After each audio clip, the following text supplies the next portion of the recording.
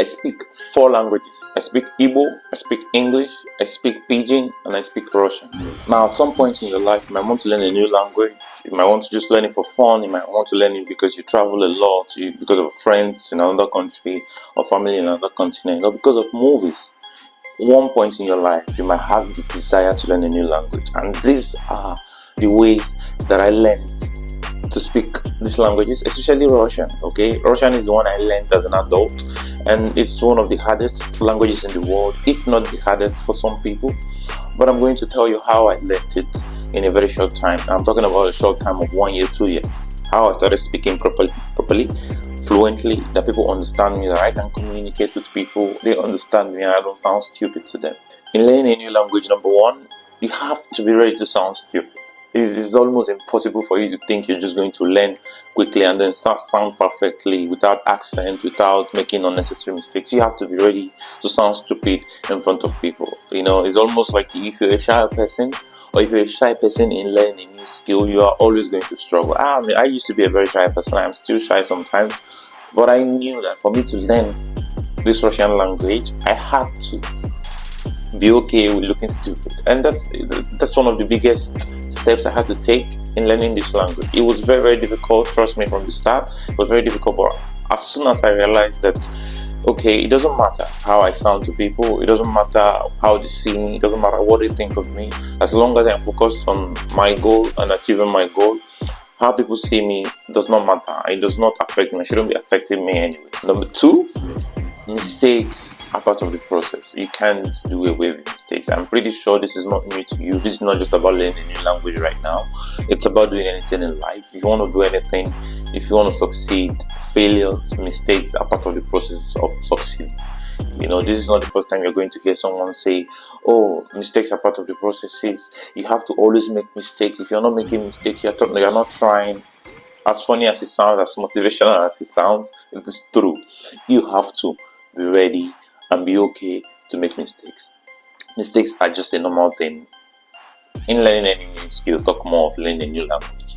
If you want to learn a new language, immerse yourself. This is what helped me. Immerse yourself into speaking and not into reading. Reading is good. I'm not saying you should not read. I'm saying you should read, study obviously, but immerse yourself into speaking. Speaking is the key way to learn a new language. I don't know about other skills, but speaking a new language, just speak.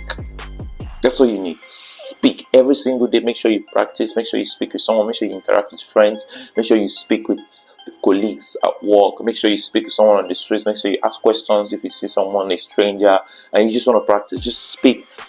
I know in Russia, I live in Russia. I know so many people, like 98% of Russians studied English, for example, in school, but they don't practice, so they forget. It's not like they don't know the principles of English. They know, but because they don't speak, they don't practice, they forget.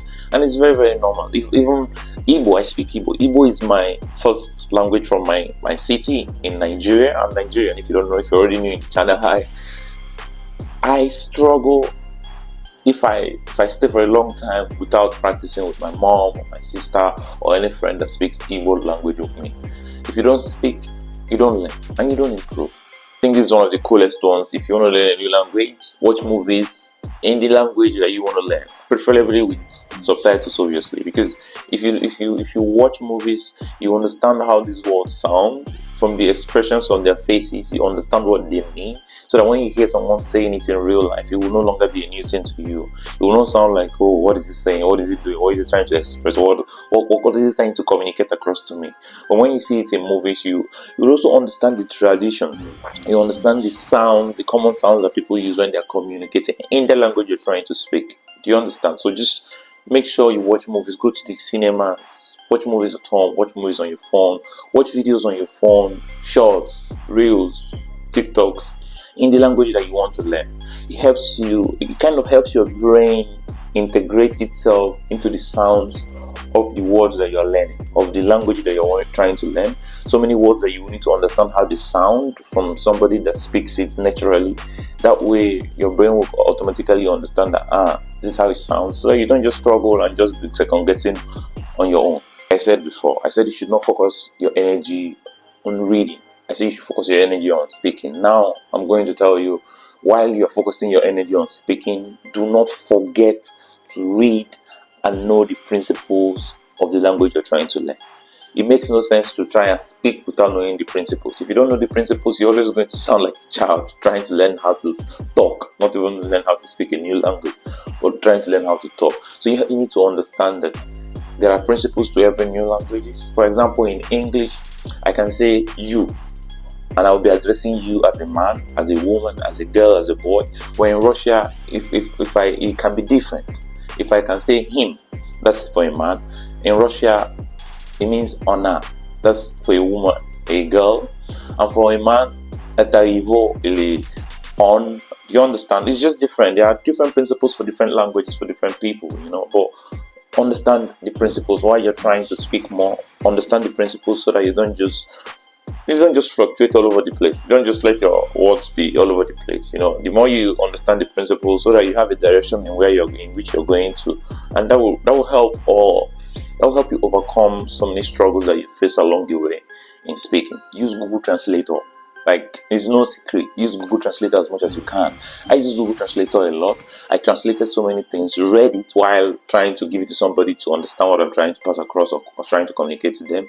Sometimes I play it with sound so that I understand how they sound. But you learn this in communicating with people, which comes down to the cinema and all of those things.